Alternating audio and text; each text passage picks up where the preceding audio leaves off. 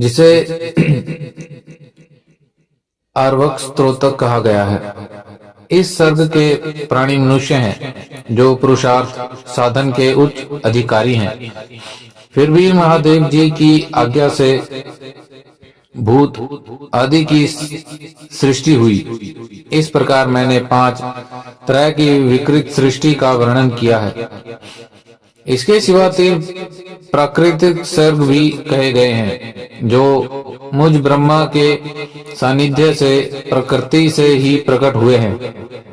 इसमें पहला महत्व का सर्ग है, दूसरा सूक्ष्म भूतों अर्थात तन मात्राओं का सर्ग है और तीसरा वैकारिक सर्ग कहलाता है।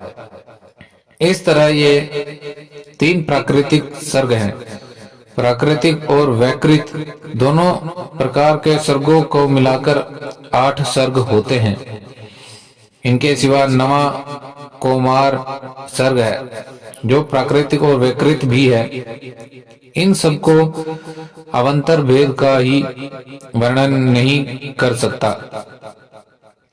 क्योंकि उसका उपयोग बहुत थोड़ा है। अब द्विजात्मक सर्ग का प्रतिपादन करते हुए इसी का दूसरा नाम कौमार सर्ग है, जिसमें सनक, सनंदन और कुमारों की महत्व सृष्टि हुई है। सनक आदि मेरे 4 मानस पुत्र हैं, जो मुझ ब्रह्मा के ही समान हैं। वे महान वैराग्य से संपन्न और उत्तम व्रत का पालन करने वाले हुए। उनका मन सदा भगवान शिव के चिंतन में ही लगा रहता है। वे संसार के विमुख एवं ज्ञानी हैं, जिन्होंने मेरे आदेश देने पर भी सृष्टि के कार्य में मन नहीं लगाया। मुनि श्रेष्ठ नारद सनक आदि कुमारों के दिए हुए नकारात्मक उत्तर को सुनकर मैंने बड़ा भयंकर क्रोध प्रकट किया। इस समय मुझ पर मोह छा गया। उस अवसर पर मैंने मन ही मन भगवान विष्णु का स्मरण किया।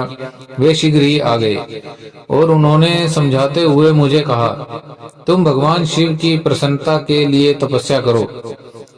मुनि श्रेष्ठ श्री हरि जब मुझे ऐसी दीक्षा दी, तब मैं महाघोर एवं उत्कृष्ट तप करने लगा। सृष्टि के लिए तपस्या करते हुए मेरी दोनों भौहें और नासिका के मध्य भाग से जो उनका अपना ही अविमुक्त नामक स्थान है, महेश्वर की 3 मूर्तियों में से अन्यतम पूर्णांश सर्वेश्वर और दया सागर भगवान शिव अर्धनारीश्वर रूप में प्रकट हुए, जो जन्म से रहित तेज की राशि, सर्वज्ञ और सर्वस्वता है।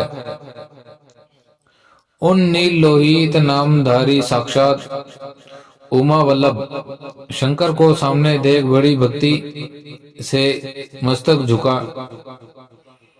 उनकी स्तुति करके मैं बड़ा प्रसन्न हुआ और इन देवेश्वर से बोला, प्रभु आप भांति भांति के जीवों की सृष्टि कीजिए। मेरी यह बात सुनकर उन देवादिदेव महेश्वर रुद्र ने अपने ही समान बहुत से रुद्र गणों की सृष्टि की। तब मैंने अपने स्वामी महेश्वर महारुद्र से फिर कहा, देव आप ऐसे जीवों की सृष्टि कीजिए जो जन्म और मृत्यु के भय से युक्त हो।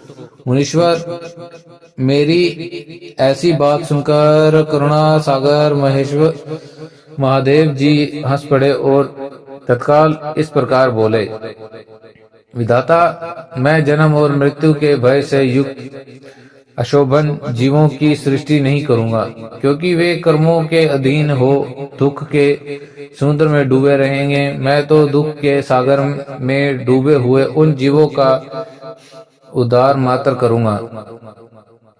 गुरु का स्वरूप धारण करके उत्तम ज्ञान प्रदान कर उन सबको संसार सागर से पार करूंगा। प्रजापते दुख में डूबे हुए सारे जीव की सृष्टि तो तुम ही करो। मेरी आज्ञा से इस कार्य में प्रवृत्त होने के कारण तुम्हें माया नहीं बांध सकेगी। मुझसे ऐसा कहकर श्रीमान भगवान नील लोहित महादेव मेरे देखते ही देखते अपने पार्षदों के साथ वहां से तत्काल तिरोहित हो गए।